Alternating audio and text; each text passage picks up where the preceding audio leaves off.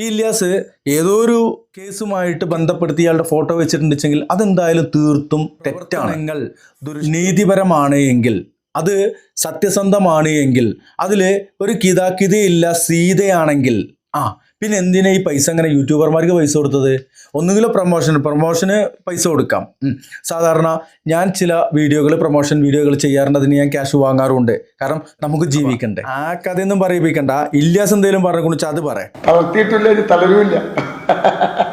നമ്മൾ പണ്ട് പറഞ്ഞൊരു ഡയലോഗുണ്ട്, നമ്മൾ ആർക്കും തളർത്താൻ കഴിയൂല. പക്ഷെ അതിപ്പോ സത്യമാണ്. പണ്ട് പറഞ്ഞത് അങ്ങനെയല്ല. തളരൂല, തങ്ങളെ തളരൂല എന്നാണ് പറഞ്ഞത്. തങ്ങളെ അല്പം തളർന്നിക്ക് തന്നെയാണ്. അതെൻ്റെ തൊള്ളിയിലെ നാവുകൊണ്ട് സംഭവിച്ചതാണ് എന്നുള്ള മറ്റൊരു കാര്യം. ഇപ്പോൾ തളർച്ചയിൽ നിന്ന് കരകയറാൻ വേണ്ടിയിട്ട് ഒരു ചെറിയൊരു കച്ചിത്തുരുപ്പ് കിട്ടിയിരിക്കണം, അതുകൊണ്ട് ഇറങ്ങിയിരിക്കുകയാണ്. എന്തൊക്കെയാണ് ആറ്റപ്പൂ കോയ പറഞ്ഞതെന്ന് നമുക്കൊന്ന് കേട്ടു വെക്കാം. മറ്റേ സാധനം എവിടെയാ മൊബൈല്? ഈ സാധനം ഇതിങ്ങനെ പിടിച്ചിട്ടല്ലാണ്ട് മൊബൈലിക്ക് വർത്താനൊന്നുമില്ല എന്നുള്ളതാണ്. ഇതെന്താ റിയാക്ടിങ് വീഡിയോ ചെയ്യല്ലേ? പറ. ഒരു പെണ്ണ് വിഷയത്തിൽ ഒരു ആത്മീയർ തങ്ങളെ അറസ്റ്റ് ചെയ്തിട്ടുണ്ട്. ബ്ലോഗർമാർ എന്ത് കാട്ടി? ഒരു ഇല്യാസ് ബ്ലോഗറാണ്. ആ ഫോട്ടോ ഒഴിവാക്കിയിട്ട് എന്റെ ഫോട്ടോ ഒട്ടിച്ചു വെച്ചേക്കുക. നമ്മൾ 5 കൊല്ലം മൂപ്പര് നമ്മളെ ബാക്കിൽ പിന്തുണ തുടങ്ങിയിട്ട് നമ്മൾ തെറ്റ് ഇതുവരെ ചെയ്തിട്ടില്ല, നമ്മൾ ചെയ്യൂല.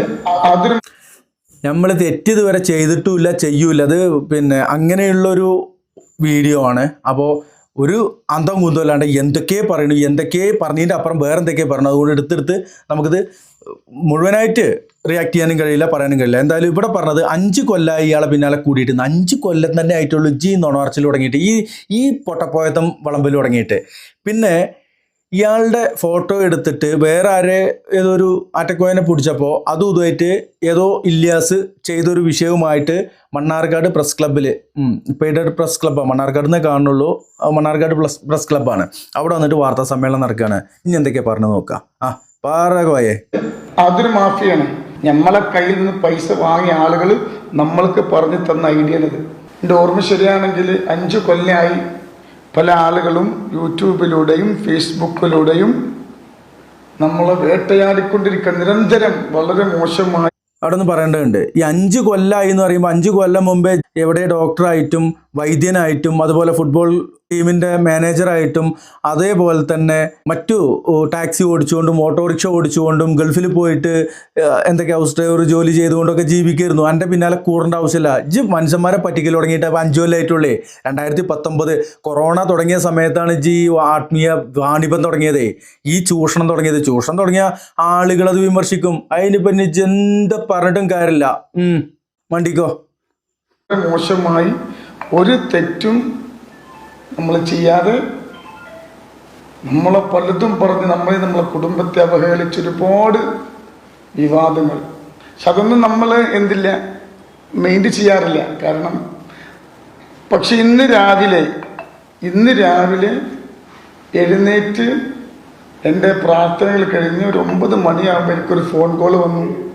തങ്ങളെ നിങ്ങൾ അറസ്റ്റ് ചെയ്തോ എന്ന് ചോദിച്ചിട്ട് ഒരു ഫോൺ കോൾ. ഞാൻ എന്നെ എന്തിനു അറസ്റ്റ് ചെയ്യണം എന്ന് അവരോട് ഞാൻ ചോദിച്ചു. അപ്പോൾ ഒരു വീഡിയോ എനിക്ക് അയച്ചു തന്നു. ആ വീഡിയോയിൽ മാതൃഭൂമി ചാനലിൻ്റെ ഒരു വീഡിയോയിൽ 2 ദിവസം മുമ്പ് വന്ന ഒരു വാർത്ത, കോഴിക്കോട് കള്ളന്തോടുള്ള ഒരു ആത്മീയർ തങ്ങളെ അറസ്റ്റ് ചെയ്തിട്ടുണ്ട്. ഒരു പെണ്ണ് വിഷയത്തിൽ ഏതോ ഞാൻ അറിയില്ല, ഒരു തങ്ങളെ അറസ്റ്റ് ചെയ്തിട്ടുണ്ട്. ഈ അറസ്റ്റ് ചെയ്തതിൽ ബ്ലോഗർമാർ എന്ത് കാട്ടി? ഇല്യാസ് എവിടെ അവൻ്റെ ഫോട്ടോ ഉണ്ടോ? അവൻ്റെ ഒരു ഫോട്ടോ ഉണ്ട്. നമ്മൾ 5 കൊല്ലം മൂപ്പര് നമ്മളെ ബാക്കിൽ പിന്തുണ തുടങ്ങിയിട്ട് ഇതെന്താ ഒരു ഇല്യാസ് ബ്ലോഗറാണ്. ഇവൻ എന്ത് ചെയ്തിട്ടുണ്ട്? ഈ വീഡിയോയിൽ ആ ഫോട്ടോ ഒഴിവാക്കിയിട്ട് എൻ്റെ ഫോട്ടോ ഒട്ടിച്ചു വെച്ചേക്കുക. അങ്ങനെ ആളുകൾ വിളിക്കുക. എല്ലാതും നമ്മൾ നെവർമൈൻഡ് ചെയ്യുന്നത് പോലെ ഇത് നമുക്ക് നെവർമൈൻഡ് ചെയ്യാൻ നമുക്ക് പറ്റൂല. അവിടെ എനിക്കൊന്ന് ഇടപെടേണ്ടതുണ്ട്. അത് എല്ലാതും നെവർമൈൻഡ് ചെയ്തത് ഇയാളുമായിട്ട് ബന്ധപ്പെട്ട ആളുകൾ പറഞ്ഞത് യൂട്യൂബർമാർ ചില യൂട്യൂബർമാരെ മാത്രമാണ് പണം കൊടുത്തിട്ട് അയാൾക്ക് എല്ലുമ തട്ടും ഇറച്ചിമ കൊള്ളും എന്നുള്ള ആ ഒരു അവസരത്തിൽ അയാളുടെ ബിസിനസ്സിനെ നേരിട്ട് ഡയറക്റ്റായിട്ടൊക്കെ ബാധിക്കുന്ന ആളുകളെ പണം കൊടുത്ത് ഒതുക്കാറുണ്ട്. അല്ലാത്ത ആളുകളെ അയാൾ നെവർ മൈൻഡാക്കി വിടുന്നത് പോലെ ഇങ്ങനെ പറഞ്ഞാലുള്ളൂ ഇയാൾ വളരുക എന്നുള്ളതാണ്. അത് അയാൾ പറഞ്ഞതാണ്. ഇൻഷാ അല്ലാ നമ്മൾ അയാളെ വളർത്താൻ വേണ്ടിയിട്ടല്ല ഇത് പറഞ്ഞുകൊണ്ടിരിക്കുന്നത്. പൊന്നാര ജനങ്ങളെ, ഈ ചെങ്ങയുടെ പിന്നാലെങ്കിലും നടക്കണ്ട, നിങ്ങൾ ആഹ്റം ദുനിയാവും പോവും, അത് പറയാൻ വേണ്ടിയിട്ടാണ്. പിന്നെ ഇല്യാസ് ഒരു ഫോട്ടോ, ഇല്യാസ് എന്ന് പറയുന്ന വ്യക്തിപരമായിട്ട് അറിയൊന്നുമില്ല. ഈ ഇല്യാസ് ഏതോ ഒരു കേസുമായിട്ട് ബന്ധപ്പെടുത്തി ഇയാളുടെ ഫോട്ടോ വെച്ചിട്ടുണ്ടെങ്കിൽ അതെന്തായാലും തീർത്തും തെറ്റാണ്, ദുരുദ്ദേശപരമാണ് എന്ന് മാത്രമല്ല ഒരിക്കലും ചെയ്യാൻ പാടില്ലാത്തതായിരുന്നു. ശത്രുതയല്ല. എനിക്കൊന്നും ഈ ആറ്റക്കോയ എന്ന് പറയുന്ന ഈ പൂക്കോയനോട് എനിക്കൊരു ശത്രുതയില്ല. അയാളോട് ഞാൻ എന്തിനാ ശത്രുവാവുന്നത്?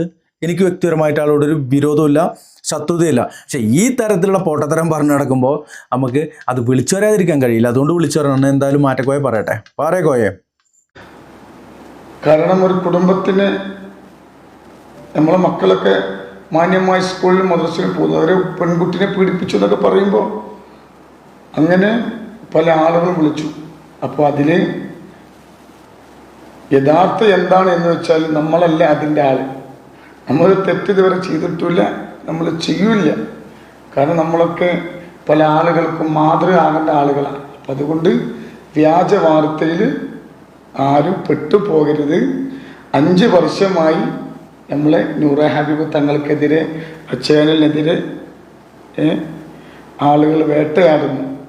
പക്ഷെ ഇത് കേട്ടപ്പോൾ ഒരു ചെറിയൊരു വിഷമം. അതുകൊണ്ടാണ് ഞങ്ങൾ പ്രസ് ക്ലബ്ബിൽ വന്ന് നമ്മൾ നമ്മളെ മുമ്പിൽ ഇത് അവതരിപ്പിക്കേണ്ട ഒരു അവസ്ഥ നമുക്ക് വന്നത്. ഒരുപാട് ഇപ്പോൾ നമ്മൾ 72 കുട്ടികളെ കെട്ടിച്ചു.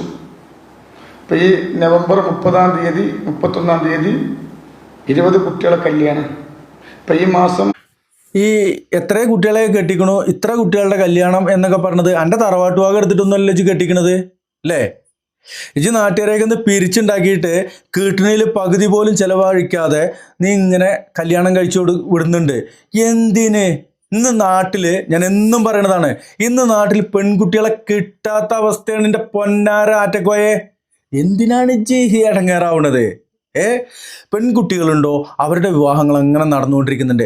അനക്ക് പേരെടുക്കാൻ വേണ്ടിയിട്ട് പെൺകുട്ടികളെ എങ്ങനെങ്കിലും കൊടുത്തിട്ട് കെട്ടിച്ചു കൊടുക്കുക, എട്ടങ്ങാറായിട്ട് വിളിച്ചു കൊടുത്തിട്ട് കെട്ടിച്ചു കൊടുക്കുന്ന ഒരു അവസ്ഥ. പെൺകുട്ടികളെ കെട്ടിക്കാൻ ഇജ്ജ് എൻ്റെ തറവാട്ടിൽ നിന്ന് എടുത്തിട്ടോ എൻ്റെ പോക്കറ്റിൽ നിന്ന് എടുത്തിട്ടോ ഇജ്ജ് നയിച്ചുണ്ടാക്കി എടുത്തിട്ടൊന്നല്ല, ഇജ്ജ് പിരിച്ചുണ്ടാക്കിയിട്ട് അതിൻ്റെ ബാക്കിയുള്ള ആ ഒരു സംഖ്യ കൊണ്ട് വേറെ ചങ്ങായി മുങ്ങിയ കഥയൊക്കെ വെച്ച് പറഞ്ഞിരുന്നല്ലോ. അപ്പോൾ ആ കഥയൊന്നും പറയിപ്പിക്കണ്ട. ഇല്യാസ് എന്തെങ്കിലും പറഞ്ഞു കുണിച്ചാൽ അത് പറയാം. ഇത് മൊത്തത്തിൽ സെൽഫ് പ്രൊമോഷൻ നടത്താൻ എന്തായാലും പൈസ അത് നടത്താൻ ഫ്രീ ആയി ജനങ്ങൾക്ക്. അതുപോലെ തന്നെ ഒരുപാട് കാര്യങ്ങൾ ചെയ്യുന്നുണ്ട്. അപ്പോൾ അതുകൊണ്ട് പല ആളും ശത്രുക്കളുണ്ട്. അപ്പോൾ വ്യാജ വാർത്തകളിൽ എന്ത് ചെയ്യരുത്, നിങ്ങൾ ആരും പെട്ടു പോവാൻ പാടില്ല. അപ്പം അതാണ് ഇപ്പോൾ നമ്മൾ പ്രസ് ക്ലബ്ബിൽ വന്നിട്ട് ഇങ്ങനെ ഒരു വാർത്ത അല്ലെങ്കിൽ മുമ്പിൽ പറയേണ്ട ഒരു അവസ്ഥ വന്നു. ആ വ്യക്തിയാണ് ഇപ്പോൾ നമ്മൾ കണ്ടത്. അങ്ങനെയാണ് ആ ഒരു വ്യക്തിയെ നമ്മൾക്ക് ആളുകളും ചെയ്ത് വീഡിയോ അയച്ചു. പക്ഷേ മൂപ്പര് ഒരുപാട് വർഷമായി നമ്മൾ ബാക്കിൽ. ഇനി ഇതിന് നമ്മൾ നിയമപരമായി നേരിടാൻ തീരുമാനിച്ചിട്ടുണ്ട്. തകർക്ക് യൂട്യൂബർമാർ പലരും പൈസ വാങ്ങിയിട്ടുണ്ട്.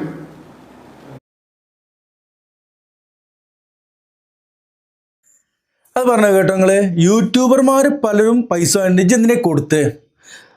താങ്കളുടെ പ്രവർത്തനങ്ങൾ നീതിപരമാണ് എങ്കിൽ, അത് സത്യസന്ധമാണ് എങ്കിൽ, അതിൽ ഒരു കിതാക്കിതയില്ല, സീതയാണെങ്കിൽ പിന്നെ എന്തിനാ ഈ പൈസ അങ്ങനെ യൂട്യൂബർമാർക്ക് പൈസ കൊടുത്തത്? ഒന്നുകിലും പ്രൊമോഷന് പൈസ കൊടുക്കാം. സാധാരണ ഞാൻ ചില പ്രൊമോഷൻ വീഡിയോകൾ ചെയ്യാറുണ്ട്. അതിന് ഞാൻ ക്യാഷ് വാങ്ങാറുമുണ്ട്. കാരണം നമുക്ക് ജീവിക്കണ്ടേ. അല്ലാത്ത നിലയ്ക്ക് ഒരു വിമർശന വീഡിയോ ചെയ്തിട്ട് ഞാൻ ഇന്നേ വരെ ആരുടെ കയ്യിൽ നിന്നും ഒന്നും സ്വീകരിച്ചിട്ടില്ല.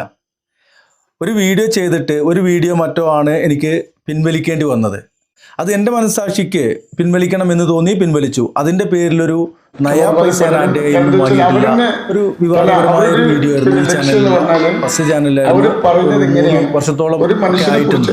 3 വർഷത്തിനടുത്തായി ആ വീഡിയോ ചെയ്യുകയും വൈറലാവുകയും പെട്ടെന്ന് പിൻവലിക്കുകയും ചെയ്തു. ആരുടെ എന്ത് എന്നൊന്നും പറയുന്നില്ല. ഓക്കെ, വിമർശന വീഡിയോകൾ ചെയ്യുന്ന ആളുകൾക്ക് എന്തിനാണ് ആറ്റക്കോയെ മടിക്കാൻ അല്ലെങ്കിൽ വൈക്ക പേടിച്ചിട്ട് പൈസ കൊടുത്ത്?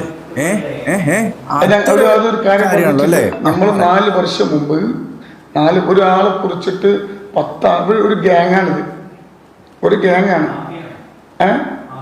അതൊരു മാഫിയാണ്. ഇവർക്ക് എന്തുണ്ട്, ഒരു ഗ്രൂപ്പ് തന്നെ ഉണ്ട്. അവർ രാവിലെ എന്ത് ചെയ്യാ തീരുമാനിക്കുന്ന ആരെ വേട്ടയാടേണ്ടതെന്ന്. അങ്ങനെ ഒരു 10 ആൾ ഒരാളെ കുറിച്ചിട്ട് ഇങ്ങനെ പറയുമ്പോൾ എന്ത് ചെയ്യും, സ്വാഭാവികമായിട്ട് പല ആളുകളും എന്ത് ചെയ്യും, അത് വിശ്വസിക്കും. നമ്മളെ കയ്യിൽ നിന്ന് പൈസ വാങ്ങിയ ആളുകൾ നമ്മൾക്ക് പറഞ്ഞു തന്ന ഐഡിയയാണിത്.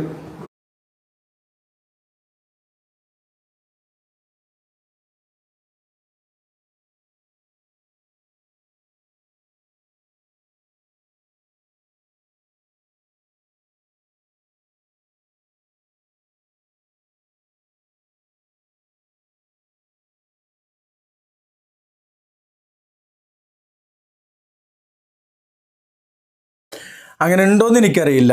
ഞാനൊരു ഗ്രൂപ്പിലും ഇല്ല. ഞാൻ ഈ വീഡിയോ ചെയ്ത് തുടങ്ങിയിട്ട് വർഷങ്ങളായി. ആറ്റക്കോയുടെ വീഡിയോകൾ സ്ഥിരമായിട്ട് ചെയ്തിരുന്നതാണ്. പിന്നെ അതിന് ഒരു ക്വാളിറ്റി ഒന്നും ഇല്ലാതായപ്പോൾ അവോയ്ഡ് ചെയ്തു. പിന്നെ ഇപ്പോൾ സോഷ്യൽ മീഡിയയിൽ വന്നിരുന്നിട്ട് എന്തൊക്കെ കലപല ചിലക്കിന് കണ്ടപ്പോൾ വീണ്ടും ചെയ്ത് തുടങ്ങിയതാണ്. ഓക്കെ, ഒരു ഗ്രൂപ്പിലും ഇല്ല, ഒരാളേക്കൊന്നും നയ പൈസ വാങ്ങിയിട്ടുമില്ല, പറഞ്ഞുകൊണ്ടിരിക്കുന്നതാണ്, പറഞ്ഞുകൊണ്ടേയിരിക്കും. അങ്ങനെ ആരെങ്കിലും തൽപര കക്ഷികൾ അതൊരു ലാക്കാക്കിക്കൊണ്ട് നടക്കുന്നുണ്ടെങ്കിൽ ഇയാളെന്തിനാ കൊടുക്കണേ? പിന്നെ ഒരാൾ കുറേ പ്രാവശ്യം ഒരേ കാര്യം പറഞ്ഞാൽ ഇങ്ങനെ ഒരാൾ ഒരു എവിഡൻസും ഇല്ലാതെ ഒരു പ്രൂഫും ഇല്ലാതെ വെറുതെ ഇങ്ങനെ ഇരുന്ന് പറയാൻ പറ്റുമോ? ഒരു ഇല്ലാത്ത കാര്യം ഒരാളെക്കുറിച്ച് പറയാൻ പറ്റുമോ?